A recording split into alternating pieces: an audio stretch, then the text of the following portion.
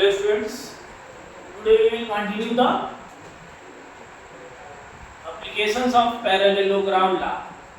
तो vector addition का parallelogram method है, पैरेललोग्राम मेथड, उसको हम अप्लाई करना सीखेंगे।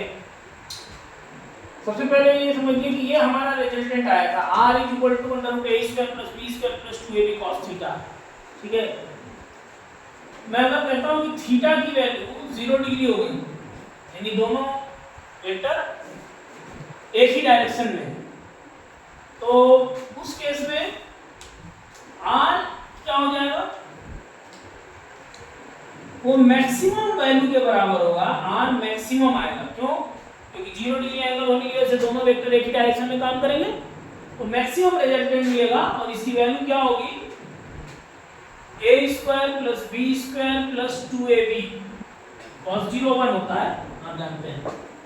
तो मैक्सिमम वैल्यू कितनी होगी, r max √a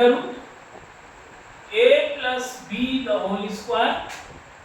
that is a + b। ठीक है, अगर यही दो वेक्टर एक दूसरे के अपोजिट डायरेक्शन में हो, उन दोनों के बीच एंगल 180 डिग्री हो, अगर वेक्टर्स के बीच का एंगल 180 डिग्री हो, अगर थीटा की वैल्यू 180 डिग्री होती है, तो समझिएगा रिजल्टेंट मिनिमम वैल्यू देने लगेगा। यानी मिनिमम वैल्यू दोनों वेक्टर का ऐड करोगे तो मिनिमम वैल्यू कब मिलेगी, जब दोनों अपोजिट डायरेक्शन में होंगे, थीटा 180 डिग्री होगा। तो अब इसका रिजल्टेंट क्या बनेगा, √a²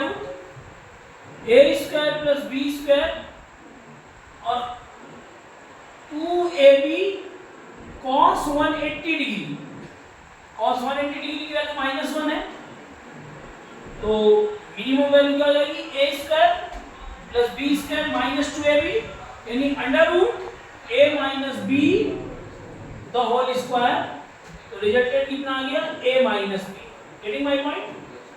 तो मैक्सिमम वैल्यू आपको a + b मिलेगी, मिनिमम वैल्यू a - b मिलेगी।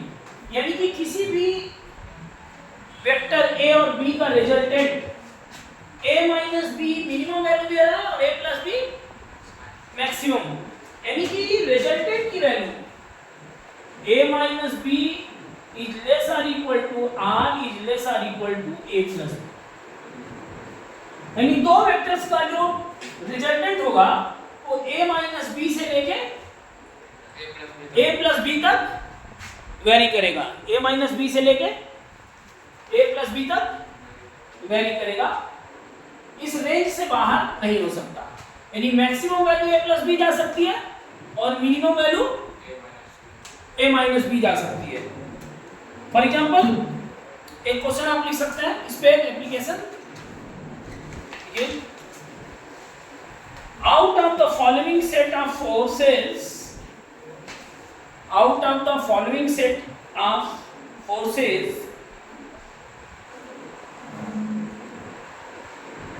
the resultant of which cannot be 0, the resultant of which cannot be 0,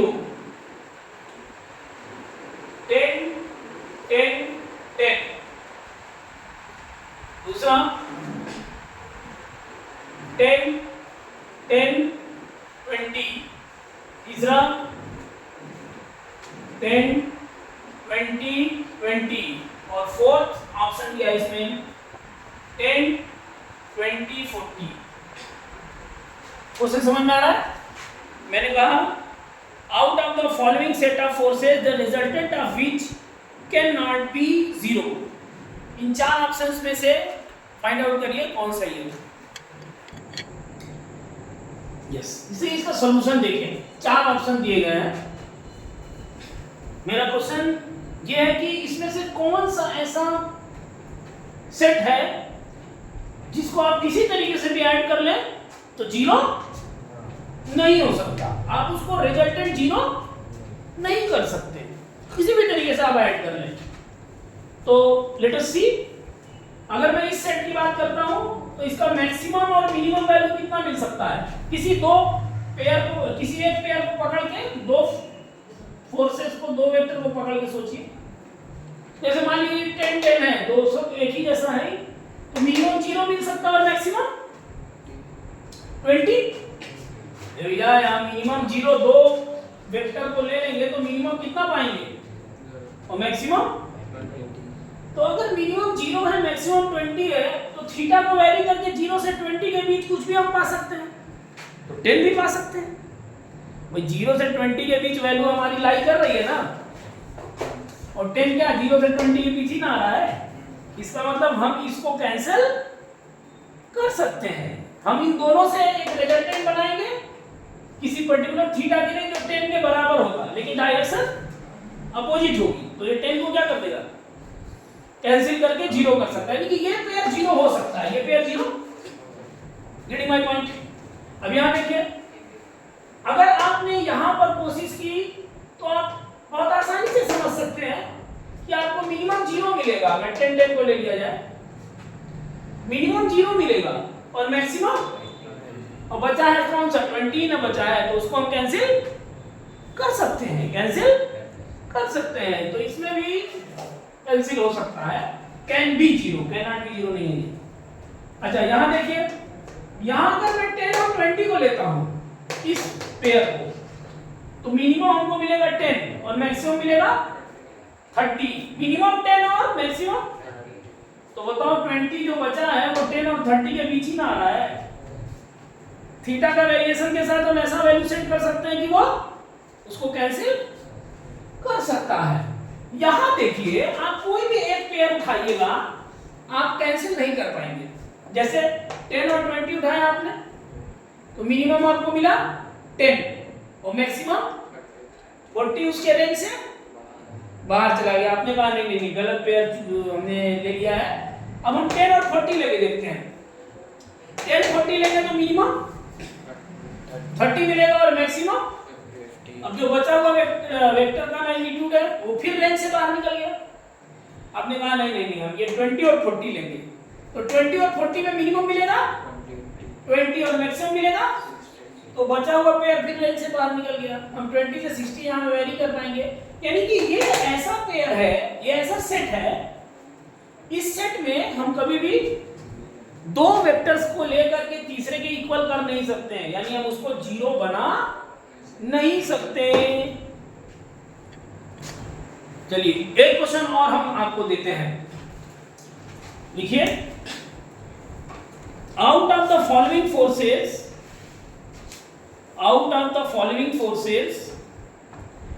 the resultant of which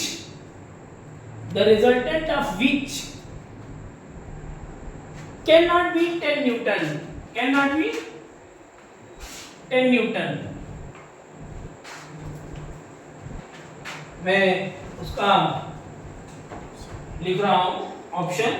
पहला है 15 न्यूटन एंड 20 न्यूटन, दूसरा है 10 न्यूटन एंड 10 न्यूटन, तीसरा है 5 न्यूटन एंड 12 न्यूटन, चौथा है 12 Newton and 1 Newton.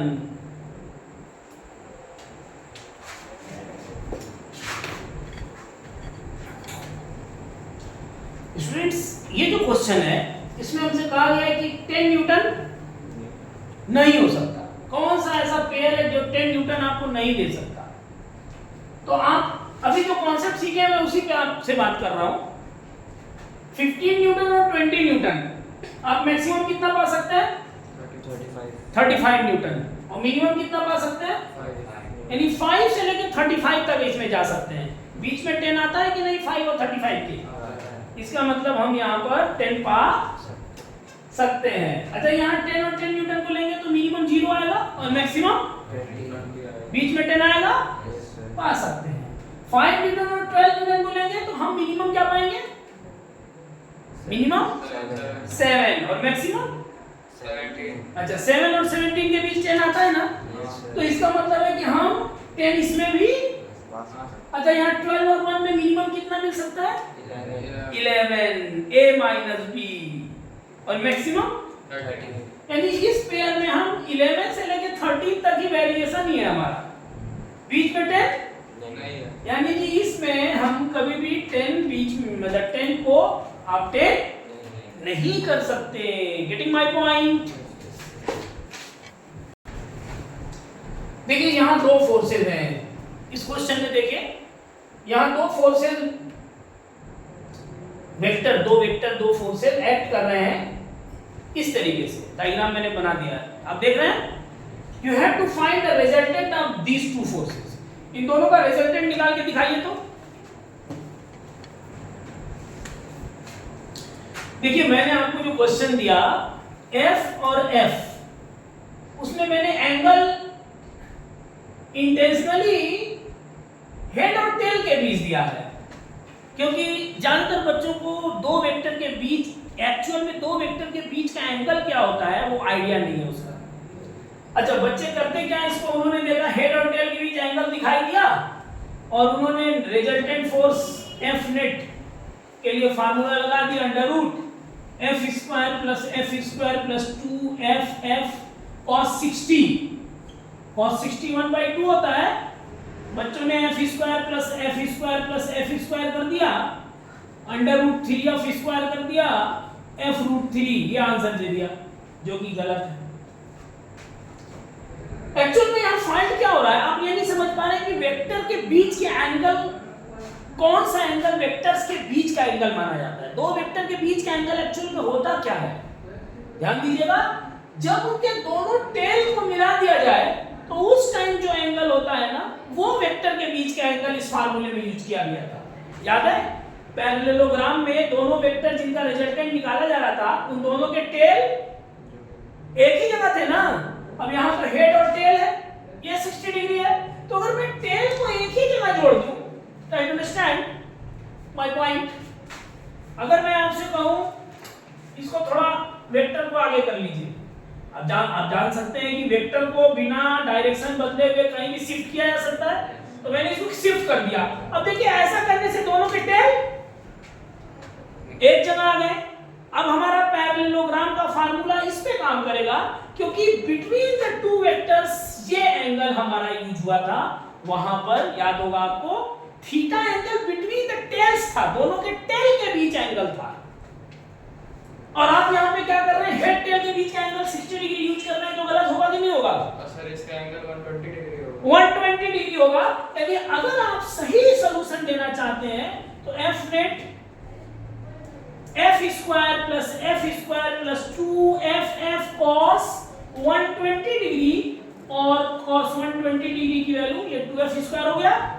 cos 120 degree की वैल्यू होती है -1/2, 2 से 2 कैंसिल, माइनस साइन में एक F स्क्वायर कैंसिल कर दिया, यहां से अंडर रूट F स्क्वायर आया F, its resultant will be F. This is the correct solution. Getting my point? तो इस तरीके की मिस्टेक्स कॉमन स्टूडेंट्स जैसे जनरली कर देते हैं, ये कॉमन मिस्टेक है।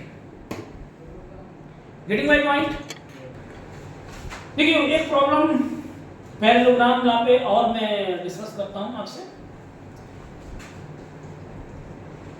Suppose mod of A vector plus B vector is equal to mod of A vector is equal to mod of B vector. It is given, ये दिया गया है कि mod of A vector plus B vector is equal to mod A vector is equal to mod B vector. Find angle between the vectors, find angle between the vectors, vectors के बीच का angle निकालिए। तो देखिए इस problem में क्या दिया गया है, ये mod of A vector plus B vector का मतलब रिजल्टेंट वेक्टर है, और रिजल्टेंट वेक्टर वो इंडिविजुअल वेक्टर के मैग्नीट्यूड के बराबर है।